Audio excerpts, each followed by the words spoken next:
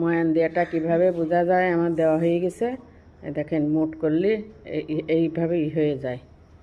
এবার আমি পালং শাক একটু সেদ্ধ করে নিয়েছিলাম, না একটু গন্ধ লাগে, হালকা সেদ্ধ করে নিয়ে এবার ব্লেন্ডার করেছি ধনেপাতা আর পালং শাক আর গোটা জিরে এবার দিয়ে আমি ওদের মুখে মেখে নেব। ওই যে কত সুন্দর করে আমি একটা ডো তৈরি করেছি। এবারে তেল মেখে ঢেকে রাখবো, 10 মিনিট পরে আমি লেচি কেটে কেটে বানাবো। একটু বেকিং পাউডার দিছি এতে।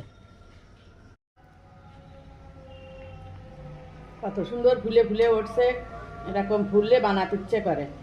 আমি এইভাবে সবগুলো বানিয়ে নেব। কত সুন্দর ফুলে ফুলে উঠছে, ফুলে একদম ট্যাপা ট্যাপা হয়ে যাচ্ছে। আমি এইভাবে সবগুলো বানিয়ে নেব।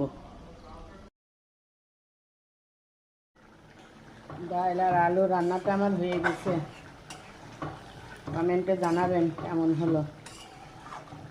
পালং শাকের লুচি দিয়ে খাওয়া হবে এই ডাল আর আলু রান্না। আল্লাহ হাফেজ।